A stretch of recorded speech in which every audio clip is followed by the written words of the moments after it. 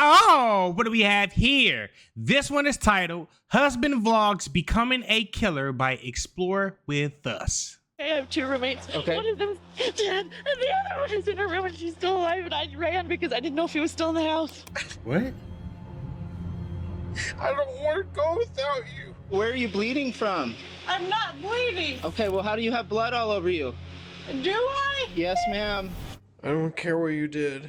I'm sorry about what I did. Just leave me alone. I'm not bothering you. You said you were gonna leave. If you give me another chance, you won't be sorry. I promise. Yes, she will. I dropped it. Get on the ground! Now! Do not move! In January 2018, the Gallatin County Sheriff's Office in Montana receives a harrowing call reporting that an intruder has shot 2 women.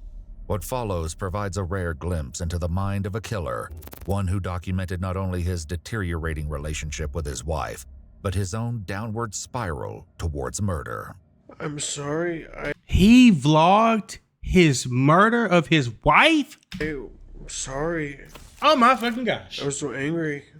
The following is based on official police records, and some of the footage has never been seen before until now. This is At new. 9 a.m. on January 7th, 2018, the Gallatin County Sheriff's Office receives a distressing 911 call. 911, what's the address of your emergency? I live at that's the next door neighbor. She just came over in barracks and says somebody shot her roommate. We need an ambulance. Okay. Though the call came into Gallatin, an officer from the Belgrade Police Department is dispatched to the scene. There he finds 32-year-old Audria Audie Butler waiting for him. She is the owner of the home and the one to make the devastating discovery inside only moments earlier before running to her neighbors for help. How the fuck she discover it? Where are we at? What's going on? I stayed with friends last night, and I just came in and I saw that my back door had been broken in, so I went to the back and I could see footsteps in the snow, so I ran up to my room to see if my roommate was okay. I have 2 roommates. Okay. One of them is dead, and the other one is in her room and she's still alive and she needs help, and I ran because I didn't know if he was still in the house. Okay, so you don't know if there's somebody else in the house? I don't think so, but I don't know. Okay. All right. Lauren looks like she's been in a while, and Ashley's asked me for help and I ran to her. Damn. Okay. With no idea what could be lurking inside, the officer waits for backup to arrive. Shit, I would have did the same thing. Dead, one still alive. She said I ran out as soon as I saw that. I have no idea if there's still anybody else in there or not. So that's what we got.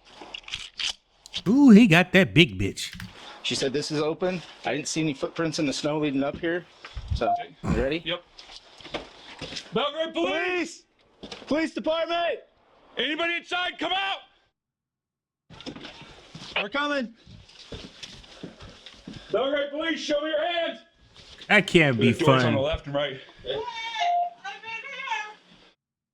Hello? Hey! Police! Please don't shoot me! Was that another dude's voice? Who shot you? No, please don't shoot me! I'm not gonna shoot you. Please don't shoot me! Lying in pools of blood on her bedroom floor is 32-year-old Ashley Van Hamert. Ashley, what's going on? Who shot you? Nobody! Oh, what happened? I don't know! Please come here!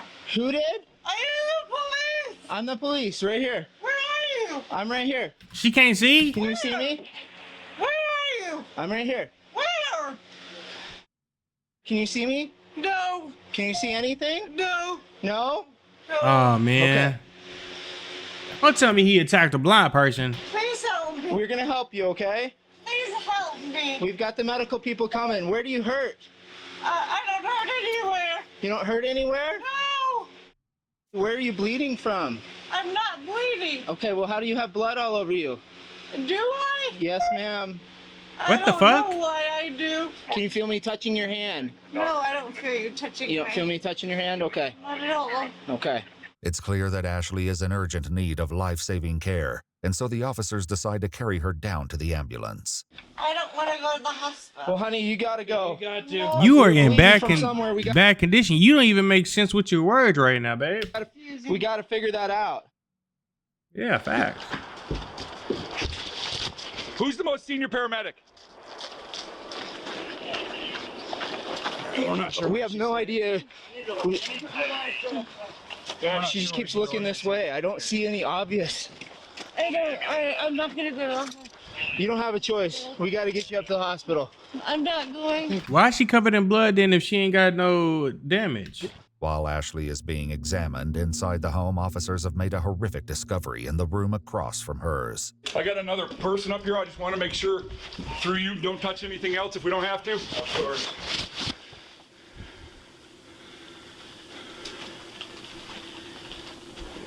All right, let's back out. Okay, gotcha. Thank you, sir. It's determined that 35-year-old Lauren DeWise is beyond help. She has Damn. visible gunshot wounds to her head, shoulder, and torso. The events that led to such a violent end would be revealed in the most unlikely place. That was personal. A series of self-recorded videos documenting a man unraveling and his rage culminating in an unthinkable act. Oh, You have fuck. a wound in your shoulder. I do? Yes. Okay. Take that NIPP again. This one? Why? Well, I'm not sure. We're And this idiot just did the cop's job for him with his stupid ass. thinking maybe a gunshot wound. For real? Yeah. With Ashley in critical condition and on her way to the hospital, officers find Audie where she has been sheltering at her neighbor's house. Is Ashley alive? I don't know which one Ashley is. Well, the one that would be. The one on the right-hand side? Yeah. Yes, ma'am. She's Is being she transported to gonna the be hospital. okay? I don't know what's all happening, okay? Let me go grab my car and drive up here so you don't have to walk down the ice. I'll be right there, guys. So I'll just hang tight with you, okay? Damn. You can't unsee that. I know. I am so, I wouldn't even want to be back in that house no more. so sorry. Oh, fuck, that guy's such a crazy bastard. I just ran because I didn't know if he was still in the house. 59326. Wyatt. No, you did the He right would've thing. killed me if I had been home last night. Audie had spent the night at a friend's, and when she returned home this morning, she found the back door was broken and there were boot prints in the snow of her backyard. These boot prints would eventually play a critical role in unveiling the truth of what happened to Lauren and Ashley. DNA, I baby. can't live there ever again. So who is he to you guys? It's Lauren's ex-husband. Well, Ex-husband? current husband. Current husband. In process of. And that's the gal on the left-hand bedroom? And what's his name? Paul DeWise. Okay, here, let's go out of here. Is she dead? I believe so, yes. Oh, God. Given Audie's assertion that 47-year-old Paul DeWise was the one to carry out the brutal attack on Ashley and his soon-to-be ex-wife Lauren, he's tracked down and detained as he heads home from church with his 3 children. Now he just went to church if he didn't kill somebody.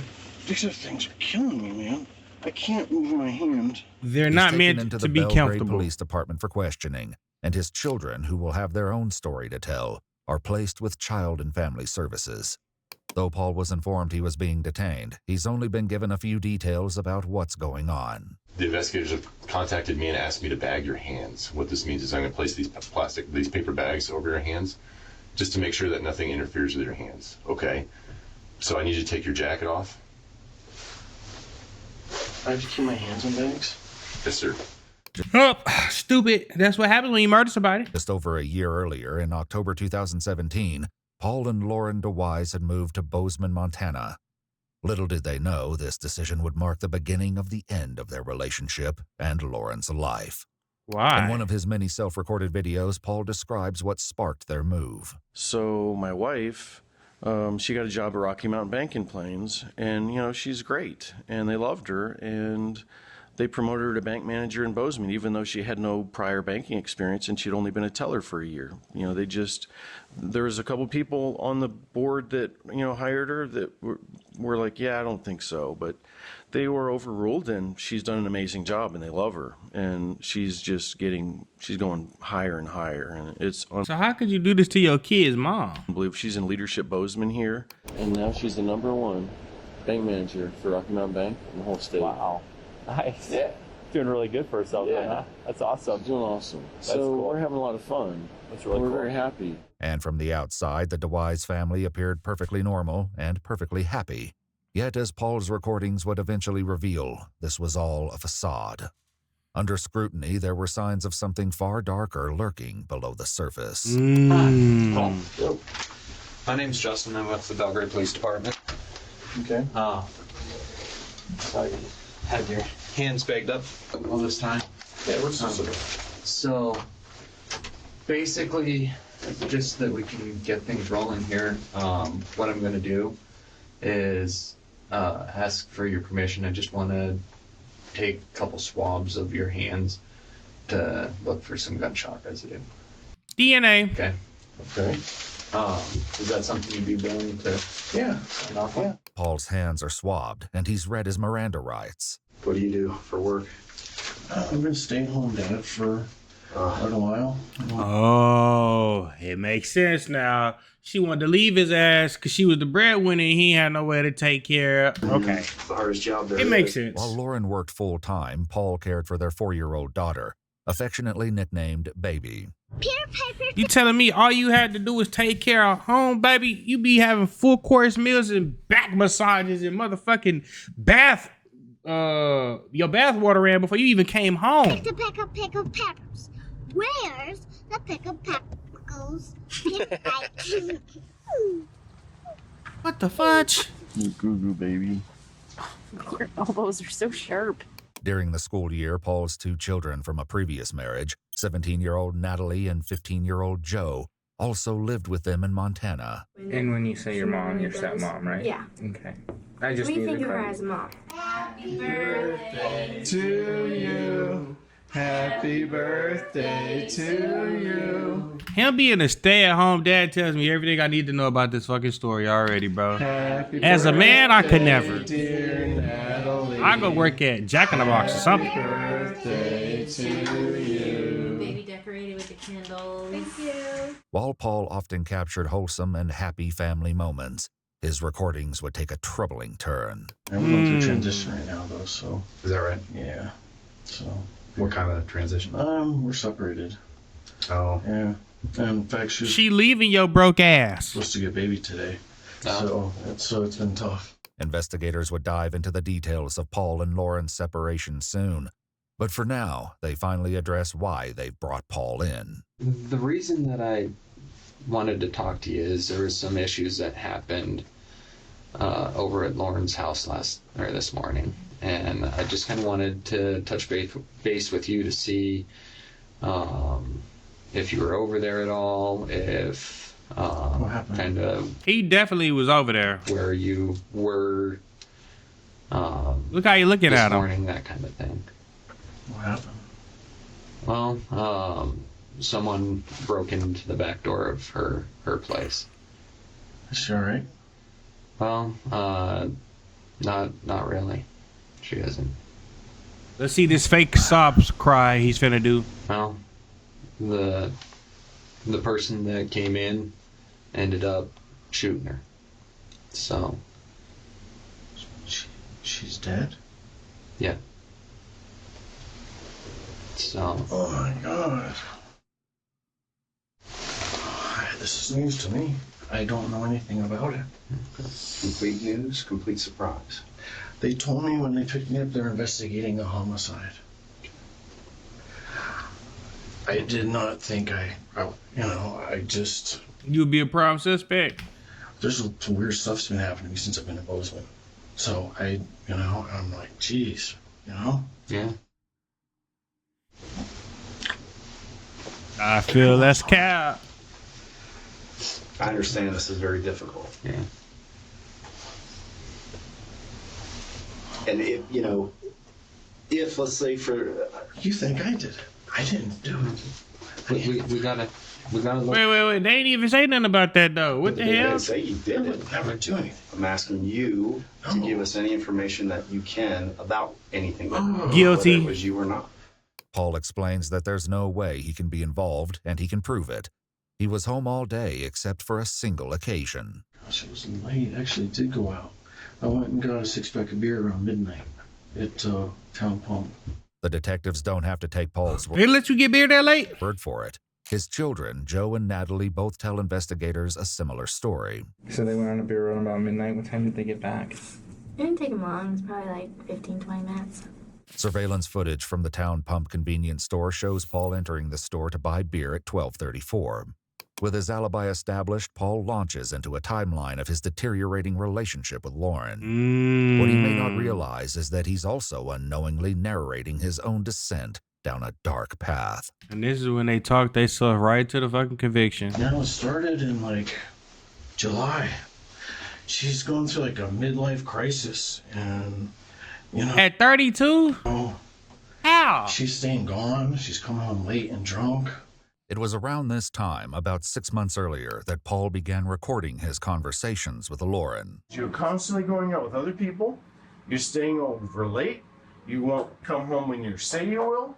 You avoid me every second you can. You stay away from me every second you can.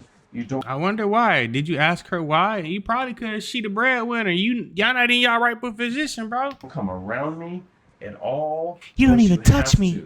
It's just like whenever she's home, everything's very tense and uncomfortable because I feel like I don't know her anymore. It's just all of a sudden, as soon as we moved to Bozeman, she just completely changed. Yeah, she got some money now. She got some pay. During that time, Lauren was again coming home late and being kind of mean to us and not really wanting to hang out with baby. Tell me about that. She was like, she's just real snappy about stuff whenever she did talk to us. Yeah. And she didn't really want to hang out anymore. I don't know anything goes on in my house, right? Well, you can say you've never seen me brush your teeth before. Right, if I say that, I must not be paying attention. Guess not, because I brush your teeth all the time. Right. Right? Does she brush? Wait. She the breadwinner and she still got to come home and take care of the baby? All the time, baby? No, she doesn't. Yes, I do. Does she brush her teeth all the time? No, she doesn't. You'll plan nothing with me, and you're all about making yourself extra pretty in the morning, putting extra perfume on, and going off looking gorgeous. Duh, she gotta be looking good for her work day. Gorgeous every day, and you don't have time to come home to me, and you don't think about food for me, and you say, "Oh, I brought you lunch. You brought me lunch. I asked you to bring me lunch." You've made supper 3 times since my kids came here, August 15th. She not supposed to be doing shit. She the breadwinner. 3 times you've made it. The last time was tonight. There was 2 other times. That's it. This man literally had everything that you could think of, and he fucked it up. You won't get groceries for us, shop for us. Everything you say, you won't do for us. I've made a turkey. I've made spaghetti. I've made steak. I have made this. Joe made spaghetti, sausage. And then when guests came over and we have enough noodles, you cook some noodles. I just made spaghetti. I wish I would be getting into it with somebody and they not even contributed to no motherfucking bills. I wish the fuck I would. It doesn't count as supper. Hell no. I just made spaghetti. Right, but I'm not aware of that. No, because I just you live have here. No idea. No. We ate. Yeah, at I the just table. live here. Natalie came home late. You do? She was out late with her friend. Brush her teeth every day, and baby says you don't because she knows who brushes her teeth. Day. You did say I that. say all the time. It's on video. Yeah. Okay, I'll take an hour. I'll take an hour. Great. I would love if you talked to me for an hour about my family. I would love if you talked to me an hour about me. I would love if you Bro is literally being a housewife right now. Literally. talk to me an hour about her. This would not happen if you just got a job and got your own fucking life. I would love if you would spend 1 hour of your life in a 24-hour period talking to me about anything, but you won't do it. You will have nothing to do with me. But I was like, well, she's going through a phase, it's probably nothing. I'm just, You 47 years old acting like a... paranoid or Ow! And I really didn't get too concerned until we weren't getting along after I hurt my knee. Okay. This knee injury occurred during a shocking altercation over the summer. Paul explains that he'd taken his and Lauren's daughter out for a walk along a nature trail. She'd stopped at a fence where 2 dogs were barking. Me and David were walking, and some drunk lady got tired of her dogs barking at us, and she turned them on us, and then a guy came out and attacked me, and like a bunch of his family members came out, and it was just really, it was intense, and he tackled me, hurt my knee. Paul's habit of... And you ain't fight back in front of... Boy, I wish I would get beat up in front of my kid. Recording meant that he captured... You going to knock me out. ...some of this altercation on video. His footage picks up after he was tackled. We just got attacked by these people's dogs. This is my baby. Baby, did you think that dog was gonna get you? I did too. And then this man attacked me behind the dog after this woman. Baby, I'm sorry. I withdrew my knife. Why would you be doing this in front of your child and filming this shit? You are a sick fuck. To defend myself against this man who took me down with a single leg takedown. As the last resort, when my back was on the floor, I struck up with a knife. I struck the man. They pulled the dog away. Now the dog's gone. You okay, baby? I'm so sorry. I'm so sorry that you had to endure this shitty ass father, baby girl. Golly. These people, they turned their dog out of the fenced yard. It's now closed once again. But the woman came down, turned their dog out of that yard onto my daughter and myself. They threatened us when we tried to walk by. They threatened us and said, obviously the dogs don't like you, what are you doing here? But we're walking on the nature trail with my daughter. The dogs were not on the nature trail, they were in their yard. You need to put right. your knife away. It's all going to come out, isn't it? You have a weapon. And your dogs need to be put down, and you need to be run the out of town. So you came up and kicked me, sir. I did, because you were aggressive towards me, following your dog, just trying to get my daughter. What's going on out here? Right, how could I possibly kick you if you didn't rush me? You know what? You know exactly what you did. You just stabbed me, sir. Yeah, I did. Let's get out of here. Are you some kind of doper? Are you crazy or what? The cops are coming for you. You're crazy. Wow. Serious? You guys are going to be out of here. I'm so glad you've been uncovered for what you are. Yeah. Where's he stabbed at? Because if he stabbed in that arm, he a strong motherfucker. Because how you still holding that arm up? Are you serious? Oh, I'm very serious. You come into my yard and... In your yard, I was on a trail right here. I came out to see what was going on, and you stabbed me? Yeah, right. Keep walking, Are you baby. serious, man? Keep walking. You're doing good, baby. Just keep running. It's okay. Hey, don't run away from the situation here. The dog's owners had in fact called the police, and it only takes a few moments for them to arrive. Drop the knife! I dropped it. Get on the ground now! In front of your daughter. But I would have never let my daughter go with you ever again. Do not move! It's okay, baby. Hands behind your back! It's okay. Hands behind your back! Do not move! It's okay, baby. Hey, do not move! No. In front of your Yes, child. sir, I understand. It's okay, baby. It's okay.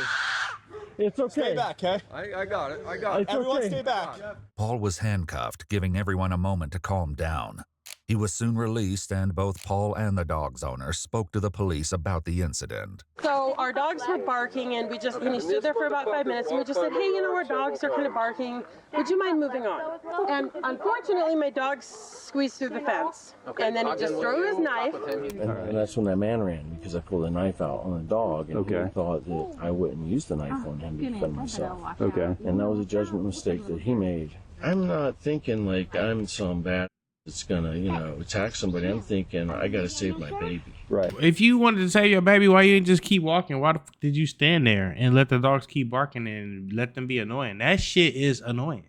The man Paul stabbed ended up needing 5 stitches in his arm. What the fuck? Following an investigation, police determined that since the incident occurred on a public trail and the dog's owners first approached Paul, they believe he acted in self-defense. The man was issued citations for assault and an animal at large. What? And he got stabbed? Yet in text messages exchanged between Lauren and Paul, Lauren shared her frustration with him over his choice to engage with the dog's owners, writing, "You chose to talk back to her and make the dog an issue." The couple had already been struggling, but Paul's actions and resulting injury only escalated the growing tension between them. Yeah, I would have wanted to leave your dumb ass too. Right now, she's just punishing me, and I just have to because when I hurt my knee, I was really depressed. Yeah. And I was in a dark place, and she was really not that worried about it. She was she was mad at me for getting hurt. Mm-hmm. Because I've had 2 big injuries with 2 big surgeries in the last 6 years where she's had to take care of me. Paul ended up tearing his ACL and had to get his meniscus replaced. So when you go to the physical therapy, That's more money, more time I gotta spend, and I just nurse your ass back to health twice. This is the shittiest husband I've ever seen on the face of the earth. therapist and you go to the doctor and stuff, they tell you that you have to massage the area so that it'll get better. His thing was that he wanted her to do that for him, to help him. and you won't rub my leg, and the doctor told you to do it. The doctor showed you how to do it, and you said you would do it. And you would think marrying somebody that's older than you, what is it, 32 to 47, it would be a great idea. This seems like a shitty idea. Won't do it. Ain't got no job, acts like It's wow. medically necessary, but you won't do it. The world that I live in, humans have two hands, and it's normal for them to do a job with both hands. But you only use one hand. And I But you go like this. That in that world, See how I did it? One I finger. realize that it's because you just don't give a f- about me. You got to give a fuck about yourself, bro. I'm sorry to tell you that I just want to go to sleep. I don't know. Ooh. How many times I've tell you I just want you to rub my leg? All of a sudden I'm a bad guy because I want you to rub my leg. That is the worst shit you can do to me as my spouse. Is start an argument with me before I go to sleep.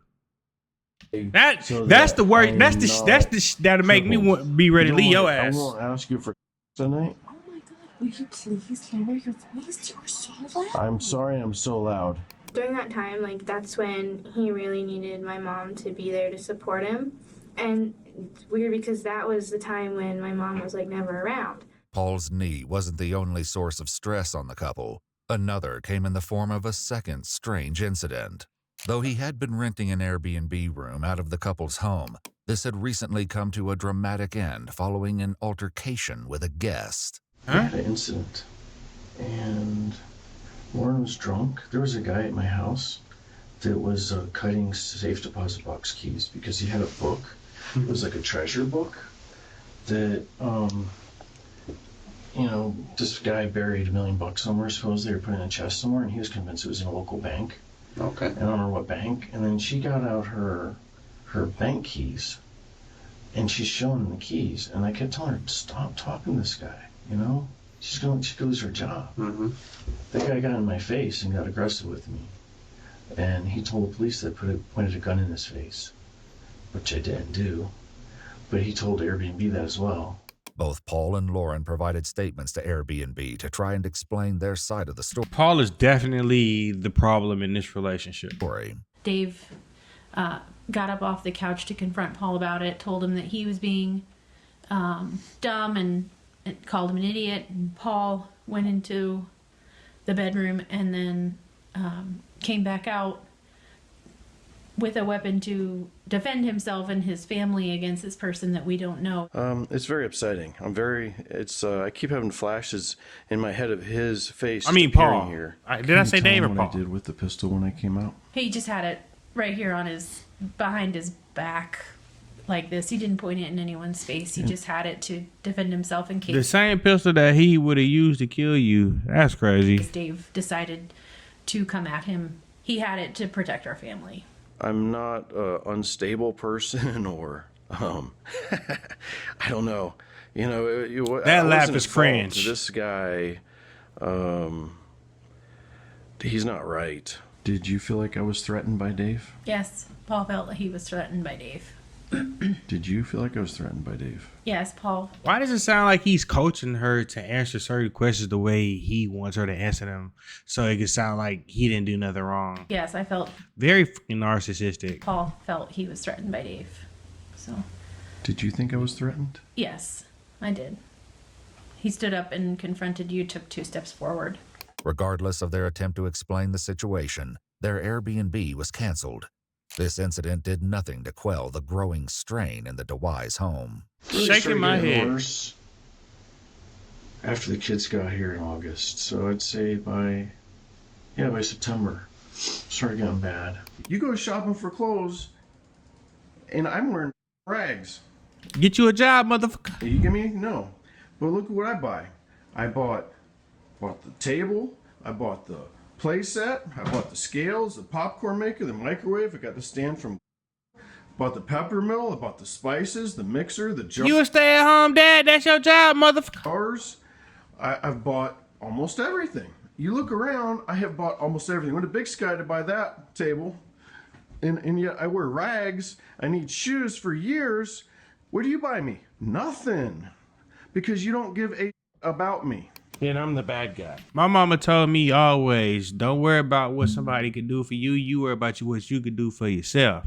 So the fact that he wants to depend on a woman when he's supposed to be a man, he's supposed to be naturally the provider and the protector, the hunter and the gatherer. This was gonna be failed before it even. This is crazy. And that's the thing. That's why I want to record it, because it's crazy. It's insane.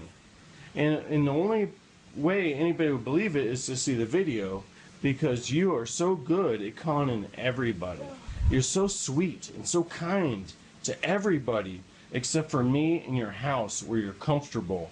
Well, hell with some bills, motherfucker. You treat me like, and you call me names, and you constantly aggravate me, and you. So before you killed her, you caused her strenuous and made her strenuous hell and made her life a living hell. Attack me. Wow. And you degrade I hope me? he rots in hell. Okay, so go ahead. Tell me how evil I am now, because I accidentally turned off the camera. Just leave me alone. And I'm not stop bothering you. You said you were gonna leave. Yet, despite the animosity between them, it was around this point that Paul sent Lauren a message reading, "I am obsessed with you and our marriage, and that fact that you don't care is killing me."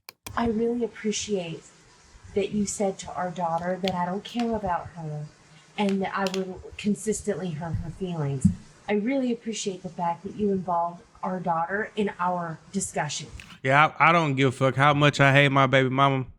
The shit that we've been through, I would never try to tarnish her image in front of my child. I would never tarnish her image. Like, that's like the lowest shit you could do as a human being. She as a didn't need parent to hear any of that. There was no need for you to say any of that, and you are just being mean. Very mean. You have no right to tell our daughter that I don't care about her. I didn't tell her you didn't care about Yes, her. you did. No, I told her you didn't care about her feelings. Because you don't care about her feelings. It's the same shit, stupid. You're a parent. You're supposed to Yeah, give her a It's bath. time to take a bath. Right. She's like, I don't want a bath. Can I skip it tonight? Sure, Right. you can. Of course you She did. doesn't need a It's easy for you. Right, yes, she does need a bath every night because she's a baby and she's in dirt and mud and sand every day and she can get sick. yelling. And then what you do to prevent, I'm not yelling. No, I'm not. And I'm recording this to prove I'm not yelling. And I'm cussing like I'm talking to you as a normal person to prove that I'm being normal with you because you're full of. I am trying to bathe my daughter because you refuse to care for her. It's disgusting and it's unhealthy and it can lead to disease. But you only. Oh, and he still can't see that he's the fucking problem in this situation whatsoever. You think that's not true. Right, leave you alone. Right, because I'm bothering you. I'm bothering you by telling you facts. So as things were getting worse, was it ever a physical type of issue or Not so slamming much. Every doors, once in a while. pushing? Yeah, every once in a while she'd push me or throw something at me. Once again, Paul's children agreed with him. And then he was pushing my dad around, and he has his arm like this because his wrist still hurts him. And the bottom of your feet are dirty, and you don't even wash the bottom of your goddamn feet. You don't wash yourself, and you go to bed filthy. Do you even take a How could you videotape somebody that you love like this and talk to them so mean when they the ones that have to deal with stress at work and then deal with stress at home? At this point, you're making their life a living fucking hell, and that's why she probably moved out. bath today? No. Probably not. Morning. Depression. She depressed, baby. Of course you didn't. Why would said you? this morning. Because, yeah, you go to bed dirty. Leave me And that's alone. gross. Would you Normal people don't go to bed dirty. leave me alone? I'm leaving you alone. All I'm saying is it's gross that you go to bed dirty every night. It's disgusting. You just care about going to work clean. Because the people that are most important in your life aren't your loved ones. They're the people you go to work for. Which is why I think you're cheating. Shit, they would be. Fuck, they paying the bills in this motherfucker. I'm gonna do everything in my power to make sure my bosses are happy. What the fuck you mean? You not contributing to this motherfucker. And if you're not cheating on me, you'll be cheating on me soon. This accusation was a constant concern for Paul. I know her husband accused her of cheating on him all the time. This has been going on, I guess, for years this has been a thing. Did she ever say she was cheating on him or not? No. Well, I'm pretty sure she told me no, that she had never cheated on him. While this may have been true, an incident in November confirmed Paul's worst fears. Did you ever actually catch her with somebody else? Yep. Lauren had told Paul she was at a bar with some of her coworkers. Like, she's being all nice to me, and it was weird because she had been very nice to me lately. I got suspicious, and I went and I waited there, and she came out. How'd you know that she was in Chicago? Her phone. We both shared our locations on our phone. Paul didn't go alone. He brought his 15-year-old son, Joe. What the fuck? Why does this guy keep bringing his kids into his personal relationship married drama? Explains. Me and my ex together, we never argued in front of the kids. We did all of that shit in a different room where they couldn't hear us. That they watched Lauren get into her vehicle with another man. And he's like, okay, I'm gonna go look. I'm like, all right. So he goes and look, and she's making out with that dude. And then we're like, and then my dad pulls her off of him and tells the dude to get out of the car. What the and fuck? My dad comes back, and he's like, they were making out. I'm like, I opened the door, and This guy is really fucking weird. Was like, what are you doing? And I was talking to the guy. I was like, this is my wife. We have 3 kids. And I'm like, I pulled her out of the truck, and she could barely stand up. She was so drunk. And the guy came around and started attacking me. So I fought him off, and I had to fight him off over and over. The other man eventually shared his recollection of events. And I had walked her out to her car, and her husband jumped me, claiming that I had an affair with her, and that, which is absolutely not true. And then actually come to find out, Lauren had said that he was accusing her of having affairs with a handful of people.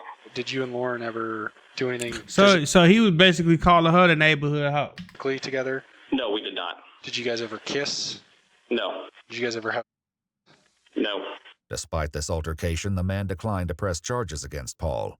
Still, the incident led to an explosive fight in the DeWise home that night. Did you guys continue to Oh, she made it up to him in a different way. He just not telling. knock that out, argue? Yeah, no, I didn't. But when we got in the house, Natalie was just freaking out about it. That night, I just kind of had this horrible breakdown. I was like on my knees, and I never scream at my parents. Like, I never talk back to my parents.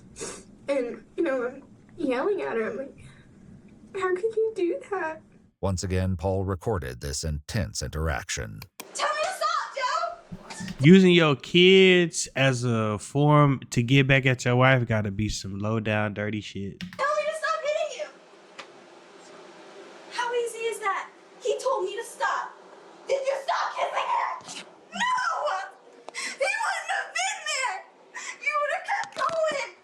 I wouldn't have been able to stay in this house neither. Not only do I gotta deal with shit from work, I gotta deal with my husband attacking me, and then I got his kids attacking me too. Oh hell no! I would have been stopped paying the bills at that motherfucker. Y'all find your own way. Yeah. You would have kept going! Like you have been! Like I have been what? Like you've been cheating! No, I haven't been cheating. If you have, Lord, how can you look at me and say that? I got And expect me to believe you! Baby, I got it on the phone right now. And if it was me, I would have slapped her ass all the way to New York, cause this grown folk been. What you doing talking to me about my marriage? What? I got it on the phone. I'm texting this motherfucker. I'm texting her. Anybody! I don't want to hear it! I don't believe you! No one believes you! Stop talking! Paul had taken Lauren's phone and was messaging the man she'd been in her car with. Pretending to be Lauren, Paul wrote things like, I told him if he says anything, I will say he hit me. He had never hit me, but that's how I control him. And, I love my family. You took advantage of me because I was drunk. I feel guilty for wanting to and making him jealous and threatening him when he gets pissed at my bull. He's the best man I've ever known. Do you know he I would have been like, bro, this not even her talking. Shut the fuck up. was airborne infantry? He was a wrestler and a boxer. He is a bat. I love that. He wants to get the story straight. He doesn't want anybody to know how long it's been going on. It hasn't been going on at all. All right. How come he's not saying that? say that? He kissed me tonight, and that's it. Right. I am sorry. Premeditated I act. was wrong. You were aching to do. I was Oh shit. I was wrong. I was wrong. Even if she did do that shit, the kid shouldn't have been involved. That's not her place. I was wrong. I did the bad thing. Your daddy is rationally her over. I'm her so hard right now. You have no idea. This recording Why would you say that in front of your daughter? would reveal much more, eventually coming back to haunt Paul. Following this incident, though, Lauren wrote Paul a letter saying, "I do not deserve you. I am a very bad person. I ruin everything. You deserve someone way better than me." You know, that was a turning point because that was the first time I started actually going to see if she was where she was. That had never happened before. However, those around Lauren, including the second man Paul caught her with, say that even before this incident occurred, Paul would frequently check Lauren's location and show up at her work or other events. Basically, he stalked her. We'd be going to an event, and If you had a job, you wouldn't be able to do that type of shit. be walking into a building or something, and she'd be like, "Oh, there's my husband. Oh, there's my husband." And so almost every single event that we went to, he would drive by. In fact, Paul's paranoia was so great that he put trackers in Lauren's vehicle. In text exchange See, that's what I be saying right there. I don't never want somebody that love me this fucking much. between Natalie and Joe, inside they found a GPS. Fuck no. And so almost every single event that we went to, he would drive by. In fact, Paul's paranoia was so great that he put trackers in Lauren's vehicle. Oh, hell no. In text exchanged between Natalie and Joe, the two discuss a package that had arrived for their dad on December 20th, 2017. Inside, they found a GPS tracking device, which Joe had watched Paul install in Lauren's vehicle. This pattern of behavior would only escalate in the coming months, likely exacerbated by another incident. It was the next day.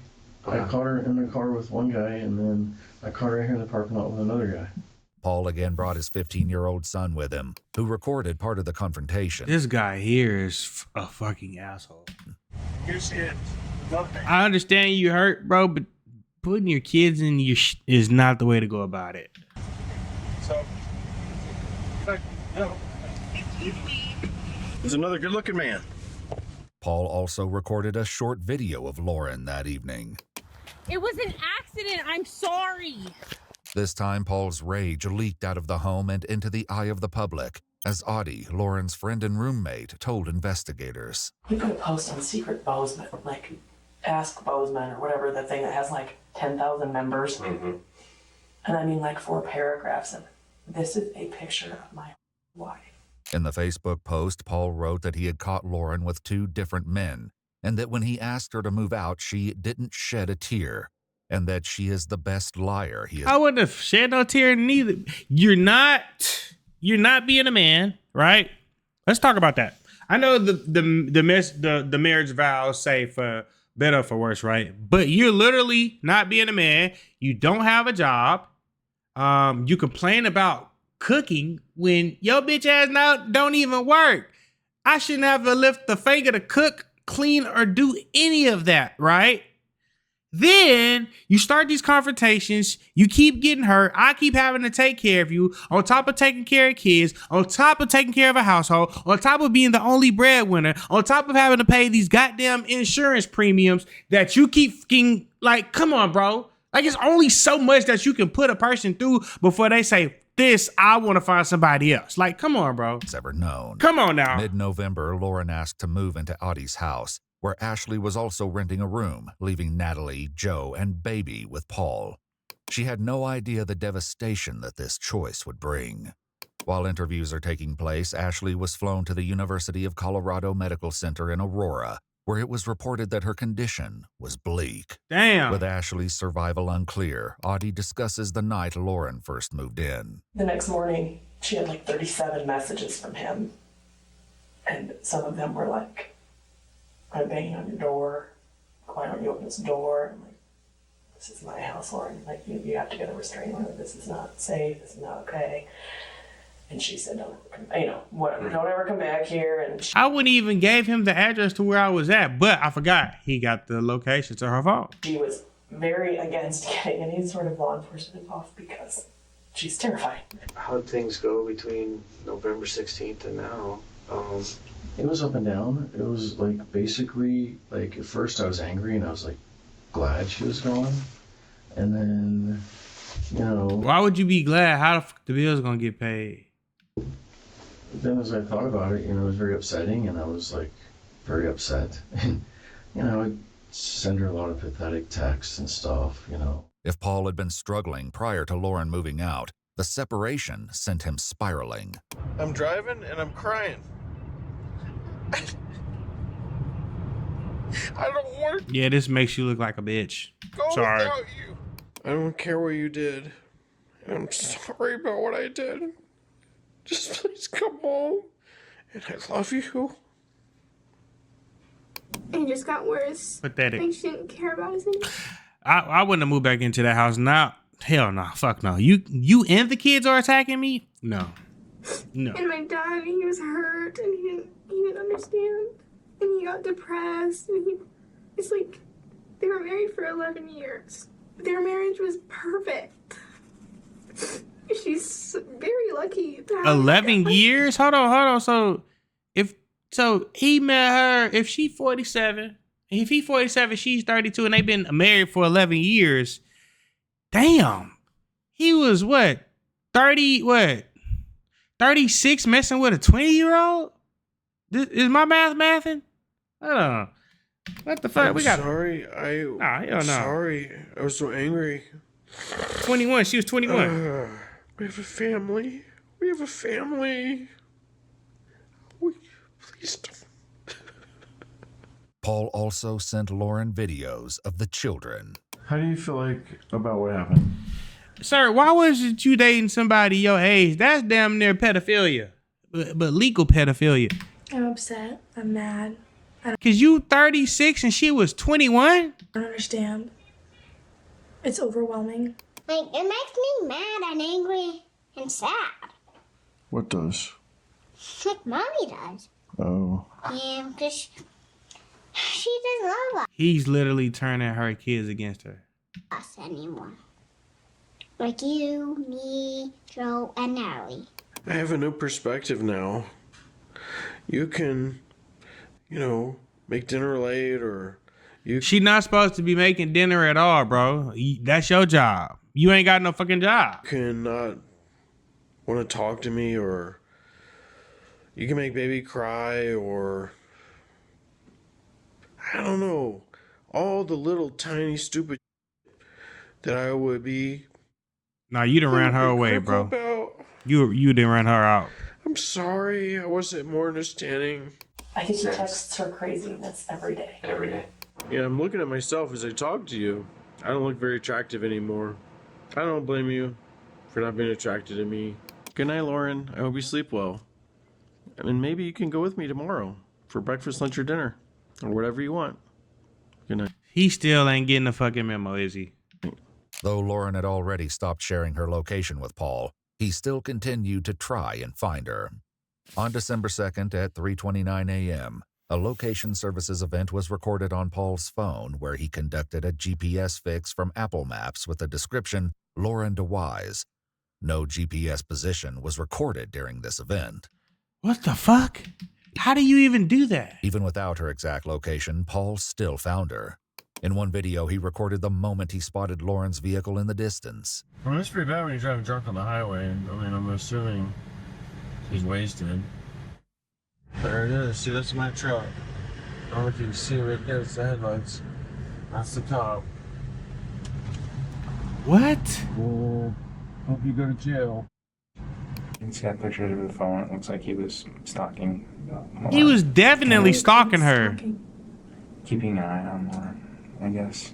Over there in the middle of the night, taking pictures of cars in the driveway and license plates. And Paul had taken photos of Audie's house, as well as Ashley's vehicle. I feel like if my husband were to ever, decide to live in a friend's house, I'd be like, okay, I'm a piece of shit. What do I need to do to make this better?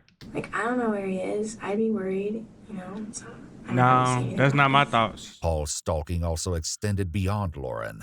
There were photos that showed he had followed and was watching one of the men Lauren had been caught with.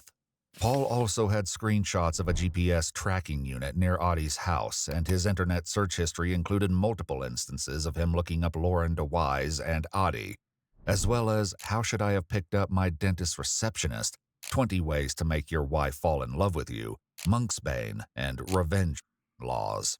What? Once Lauren had moved out, those around her revealed what she told them about hers and Paul's relationship. Oh yeah, run, baby. Audie came up to me afterwards and said, "Can we talk?" I said, "Sure." And she started talking about this friend of hers that's been getting beat for the last 10 years. And I gave her my advice from the restraining order standpoint and all this other stuff. And finally she looks at me and says, "It's Lauren. Paul's been beating her for the last 10 years. After the realization." What? To add injury to insult, you was beating on her? You start realizing, oh, that's why Lauren came in a number of weeks ago and her arm looked like it was broken because she couldn't even use it because Bastard punched her so hard. She came in and she had visible bruises on her arm, like very visible bruises, and I had a very personal conversation with Lauren. I was like, "Look, Lauren, those look like hand marks. They look like hand marks." And she's like, "Oh, no. I was going out This just took this shit to a new level. to my backyard and I had tripped over the patio or some barrier and hit a sprinkler." Oh, that was a black eye. It wasn't that she fell or whatever she said she did. One of Paul and Lauren's neighbors claimed to have witnessed an incident that occurred before Lauren moved out. And as I pulled home, I was looked through the door, and he's yelling at her. She's on the couch crying, and they had the pull-out couch. He probably kicked her out of the bedroom. And Lauren was on the couch? Lauren was on the couch. She's crying. He's yelling. And she the one that's paying all the bills. At her. And then I was in my room, and I'm kind of looking out through the window, and I can see him, and he's folding the couch onto her. Okay, Yeah, so it was pulled out. Yeah, it was pulled out, and he's as a folding it bed. back in and just beating her, basically beating her with it. Earlier in his interview, Paul had discussed Lauren's allegations. When she separated, she was screwing around with me, and she decided to make it look like I was a bad guy. Mm-hmm. And she was saying that I was abusive, and I mean, she even told Natalie, I was abusive. I mean, we're always there together. There's not. How the fuck she get marks on her arm then if you wasn't abusive, bro? Like, come on, bro. Be for real. She told Natalie I threw knives at her. I've never thrown a knife at anybody. Okay. And then he just threw his knife. Okay. I thought that I wouldn't use the knife on him to defend myself. Okay. And that was a judgment mistake that he made. But I've never witnessed that. I've never been around when that has ever happened. Despite these denials, Paul's own recordings reveal a far more turbulent reality hidden behind the closed door of the DeWise home. And I will always remember this day. I will always remember what you did to us. To you? Yeah. You destroyed her family. I destroyed her family. Yeah. You did. Who hit me? You! She got beat in every way possible, from every angle possible. This woman didn't stand a chance. You! Who hit me? You started. That's easy to say, isn't it? That is easy to blame. That is easy. Easy. It's my fault being vulnerable because he hit me and I couldn't stand it and I couldn't handle it. So I suffered for it. Right. But did you do anything? No, I didn't. Because once you get hit for so many times, once you experience that, you experience being hit for so many times that you feel like you're a piece of and you feel. Ladies, is this how you guys feel when you get abused? If so, how did you get through that shit? Like you are just a piece of. You can be hit so many times and you give in and you give in and you give in. Not because you are, because you made him feel that. But I have a. No. See, now he teaching his son that it's okay to beat on women when they don't do what you say. And that's not how fucking shit goes at all. Bruise on my arm that will never go away. I have bruises on my arm right now that will never go away. Did you see? Though he likely didn't intend to, Paul recorded himself responding to these allegations. And then she hurt me, and I retaliated physically because my emotions. So he admitted to putting his hands on her, and he's been putting her hands on her for the last 10 years. And my words, my true There is going to be a special place in hell for this guy. feelings didn't mean to her. You took an alarm clock, you threw it at my face, and you hit me in the eye. You threw glasses at me. Is that how she got the black eye? You choked me in the bathtub. You beat the out of me when I was pregnant with baby. I was 4 months, 5 months pregnant with her. But if it wasn't How the f did she even survive the pregnancy? who you are, and the fact that you hate who I am, it wouldn't come out. Oh because my I've been God. here, and I've never, ever hurt you. And I've never hurt anyone. You do not like me. No, you don't. You've always wanted to change who I am. So true. From the fact that I stick out my tongue when I eat, to the way I dress now.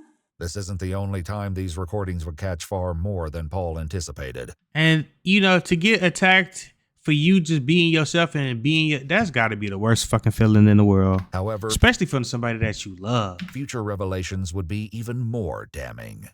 The turbulence of their marriage persisted during their separation, with Paul continuing to record most of their interactions. And we should have got a divorce. You should have just stood up for yourself. And you should have divorced me then. And we would be having this conversation now. You was not going to let her leave that easily, bro. Come on now. Let's be real. You've always been against me. And I'll be glad to get rid of you. Despite this statement, Paul wrote Lauren a long letter apologizing and telling her that he needs, quote, the Lauren of my dreams. He also bombarded her with texts such as, I'm crazy now, great job, you're killing me. No, motherfucker. You been crazy. You been crazy. It is not your job to try to change a person. You are not God. You are supposed to protect and value and honor your wife and love her through thick and thin, for sickness or whatever that she say, all that. Like, when you trying to change somebody, bro, like the marriage is over, bro, because you're not supposed to be trying to change anybody. If anything, you're supposed to be working on yourself to be better for that person, and they do that for you, vice versa. But you not God, motherfucker.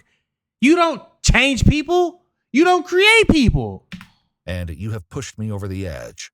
Unfortunately, no one knew how true this statement was, or just how close Paul was to going over the edge. You want a divorce. That's what you want, Lauren. I know A big part of me does. I know that. You should have been got that, baby, because any man that put their hands on you don't love you for real. They want to control you. And when they don't get that control, they lash out and act like a bitch. And they want to put their hands on you. They want to assert their male dominance over you as a woman. And what, man, that is some weak shit. Loyalty to me? Yeah, and to the kids. And I love our family. That's what's stopping me. I'm sorry that I ever said anything to you. Like, I said, oh, I'll ruin your job. Well, I was angry. I was upset. The job that she worked so hard to get and is like, wow.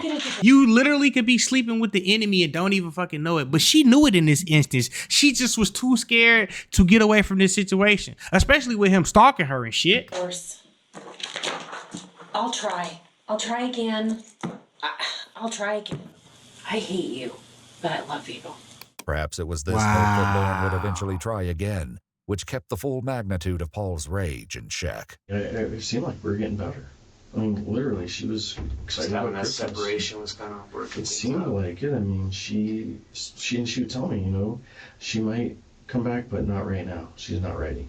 Though Lauren would occasionally take Baby to stay overnight with her at Audie's, she only returned to the house she once shared with Paul and the kids for brief visits over Christmas. It's an activity book. It has stickers and it comes with a pen and you can flip through the pages. Now by this point, he has turned the kids against her. That's wonderful. What a wonderful gift from that mommy. However, soon after Christmas, something changed, with it all coming to a head on their daughter's birthday on January 4th, just 2 days before Lauren's death.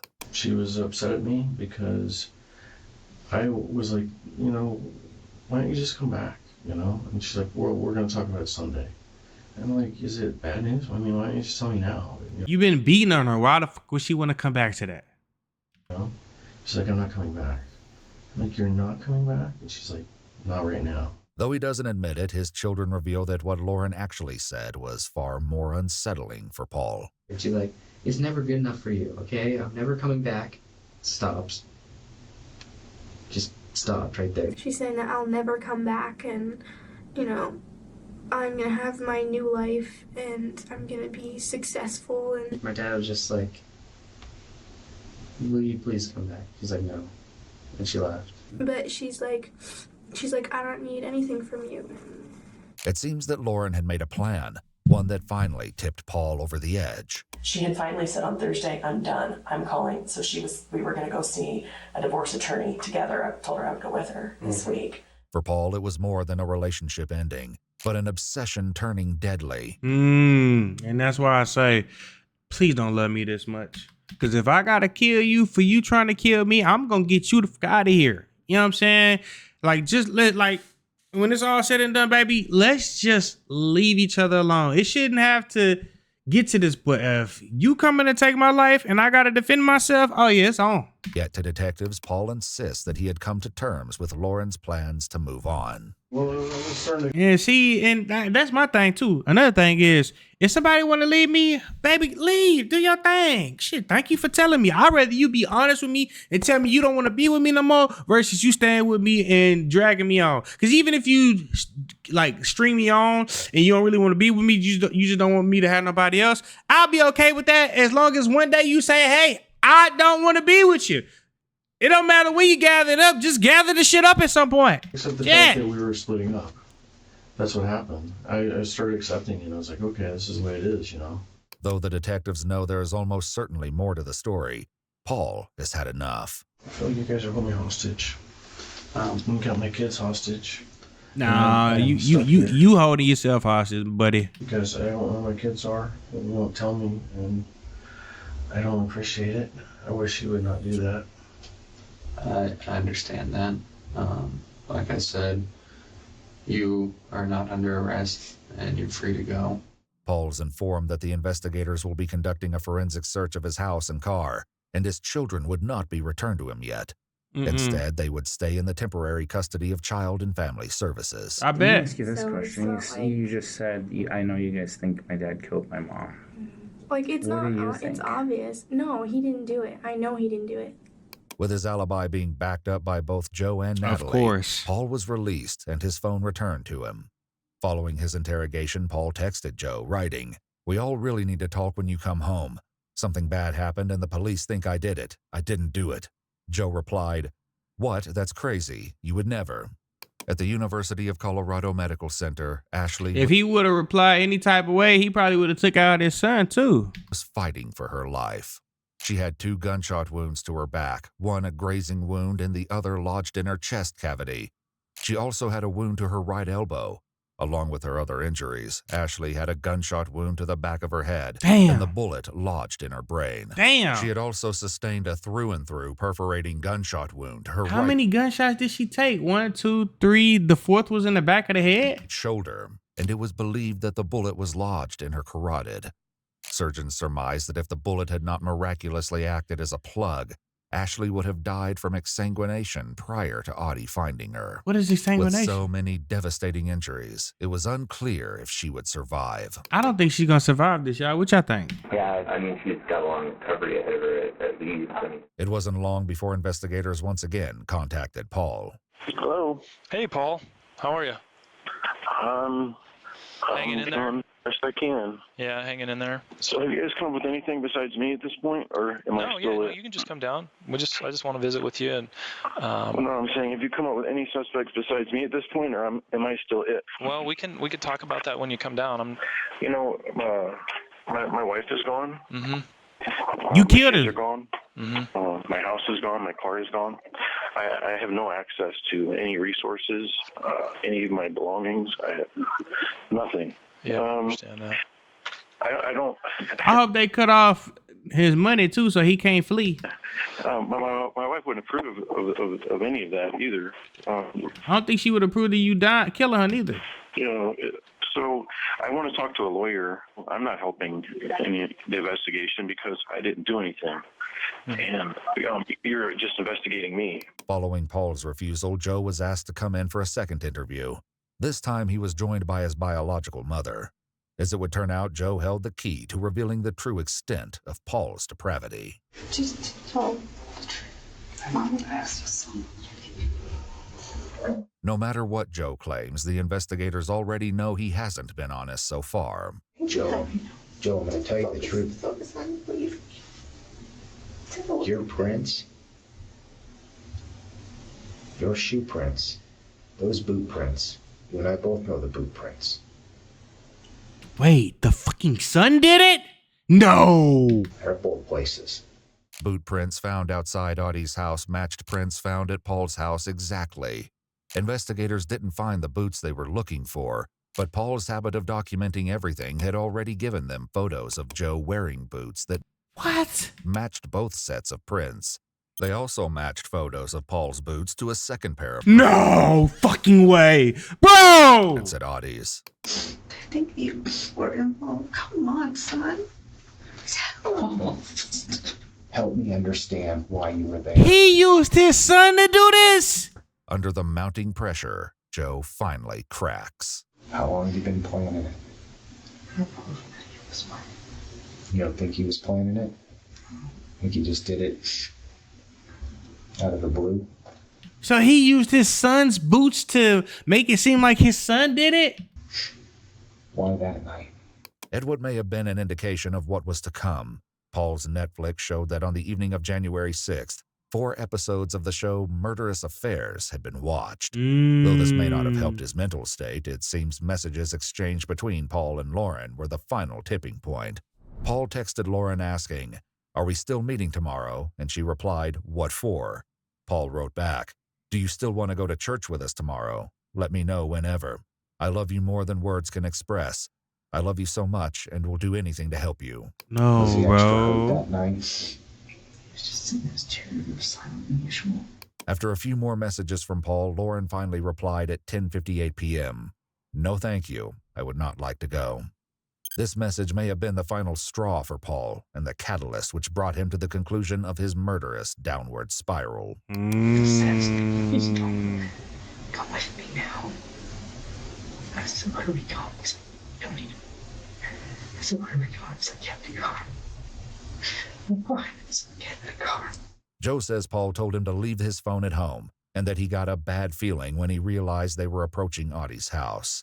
According to Lauren's friends, she had shared her fear that Paul may one day crack. He told her that if she did ever leave him, he will kill her. And that was one thing she confided into me, that she was Baby, I would have skipped town so fast and you would have never heard from me ever again. really scared her constantly. Oh shit, I didn't mean to do that. And that was one thing she confided into me, that she was really scared for her life, that if she did leave, he was going to kill her.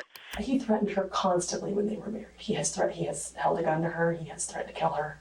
He has said, "I know why men kill their wives." In a twist, Paul likely Nah, you had an amazing wife and you fucked it up. never saw coming. While recording his conversations with Lauren, he'd accidentally captured the evidence of some of these threats himself. Because you're such a lying piece. Whoa. And are you serious? I'm gonna do it. You know what? I'm gonna end your mother. His dumb ass recorded this. That's what's gonna happen. I'm too old to start over. In text to a friend, Paul also wrote, "This is the hardest thing I've ever experienced, and I've killed many people." In messages to Lauren, he wrote, "I'm a Killed who? killer man. I love to kill." Audie said that on the night of her death, Lauren had made a comment to her. And she had actually said something to me like, "I'm just so happy here. I feel safer than I've felt in years." Lauren couldn't have known that Paul was on his way to end her life. When they arrived at Audie's house, Paul told Joe, "As long as you do what I say, you'll be fine. You'll be okay." Paul put on a mask and gloves and gave Joe a mask and gloves to wear. What did he say? He said, follow me. Okay. This guy couldn't have loved his kids this much. There's no fucking way he had any love for his son, because there's no way he would have involved his son in his shit. I said no. You said no? I said no. I said now. Do it now. You said do it now. And I knew I had to. You knew you had to go. Okay. So you're walking up to the house. And then what? Is he carrying anything? What's he carrying? He's carrying, I don't know what is like this. He's carrying a pistol? Yeah. I'm not completely unstable. And I'm dangerous. I'm not dangerous for anybody around you. Just because they're around you. I'm killing you. Paul made Joe walk in front of him as they went through the backyard. He then kicked in the back door, pushed Joe inside, and began searching rooms.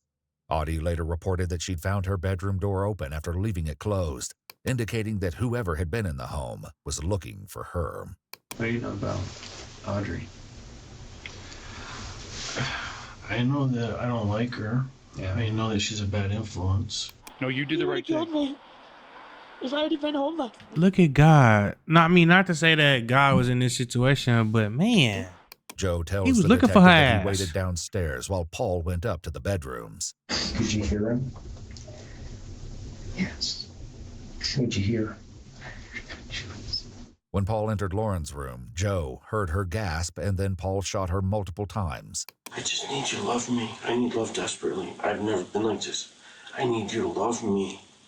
I need you to touch me. I need you to put your hand on me. I need you to tell me it's gonna be okay. That's all I need. Don't you I understand? don't. I want to be married to you forever. Yeah, but you want to kill me too. Because you hurt me so bad. I would have never stayed with nobody that said they want to kill me. I'm gonna keep it real with you. Fuck you. And I'm disappearing on your ass. The moment somebody say they want to kill me, oh baby, you'll never see me again. And I love you so much. What the hell is wrong with you? I said go. An autopsy determined that Lauren had 4 bullet wounds, 1 in the head, 1 in the shoulder, which then penetrated her right cheek, and 2 in the chest. Police noted there was gunpowder surrounding the wound to her right temple. I was gonna try and stop him. I couldn't. I couldn't stop. You couldn't stop him. I was afraid. I'm so bad. You're afraid for your dad? My sister. Your sisters. Following the shooting, Paul then... Imagine him having to live with this shit and he be in the house with this fucking monster with his sisters, knowing what had happened. drove to the town pump and bought beer. This means that the image of him in the store captures the exact moments after he killed Lauren and shot Ashley. Wow. Paul then texted Lauren at 1:02 a.m. writing, "Please give us another chance." And again at 2:52 a.m., "Please, please, please come home. I miss you and love you so much." All of these messages were sent after he had killed her. Once That's they were crazy. home, Paul ordered Joe to give him his boots, put all his clothing in the washing machine, and to take a shower. He then left, taking Joe's boots with him. When he returned, Paul told Joe not to incriminate him because you don't want to find out the consequences of that. He threatened his own son? His own flesh and blood? It was determined that though Paul had forced Joe to join him, he was not involved in any way. I couldn't turn against him. You couldn't turn against him? Hell no, not with your parent threatening you to do some dumb shit like this. He completely confided in you. If you turned against him, that was it. As for the story Joe and Natalie had told detectives earlier, Paul had instructed both of his children on what to say. I know he talked to her because she's saying the same thing I am. On the night of January 6th, Paul woke Natalie up and told her that he had killed Lauren and needed her cooperation. Natalie later testified to an unhealthy relationship with Paul because he had complete control over her decisions and her opinions and had instilled fear into her. On January 11th, 2018, 5 days after Lauren and Ashley were shot, Paul DeWise was arrested. And being held on charge of deliberate homicide for 1 year. They put that shit at $10 million. Miraculously, Ashley survived, though she suffered a stroke and is still dealing with the physical aftermath of her injuries. She has had to learn to live with only the use of her right arm, as she can no longer use her left. Paul has maintained his innocence, saying he was falsely accused. He eventually pled not guilty to 2 counts of deliberate homicide. Natalie and Joe returned to live with their mom, while their 4-year-old sister lives with Lauren's mom. Following his arrest, Natalie received a jail call from Paul. According to official documents, he asked her to convince Joe to turn himself in and confess to shooting Lauren and Ashley because Joe, quote, would only be in jail for a little while. That piece of shit. And then he would get back out and life would be normal. Nah, hell nah, but your ass staying in there. You my parent and you gonna instill fear and oh hell no, fuck you. Despite this last attempt to get away with murder, Paul DeWise was found guilty of the deliberate homicide of Lauren DeWise and guilty of the attempt to commit the deliberate homicide of Ashley Van Hamert. For both counts 1 and 2, he was sentenced to 100 years each. For both counts, Paul received an additional 10 years for the use of a firearm or dangerous weapon, resulting in a total sentence of 220 years in a Montana state prison. Wow. Thank you guys for tuning in. Shout out to all my supporters. I love you guys. This video took a lot out of me. I think this might be the only video I upload today. We probably get some videos on Deuce Lift clips, but this was fucking wild. What was you guys' favorite part? This guy was a monster, not only to his wife, but to his kids as well. He literally had an amazing wife. But the fact that he wanted to deal with somebody that was 21 years old when he was 36 years old tells you the mind state and the type of person he was just off that alone. That was wild. But like I said, I don't know if you guys are going to get another video from me today. This video took a lot of time and energy out of me. Shit. If you guys see it pop up, it popped up, but hey. But that's it, baby. Thank you guys for tuning in. Shout out to all my supporters. I love you. If you haven't already, make sure you hit that subscribe button. Make sure you hit the notification bell so you can stay up to date with all my latest content. Also, don't forget to hit that like, comment, share button as well, as it helps my page out tremendously. I love these type of videos. I ain't gonna lie to you. Thank you guys for watching. I love you. Thank you for letting me be in your households. It's been an amazing experience, and I can't wait to spend more and more time with you as we get further into the future. And that's it, baby. Out.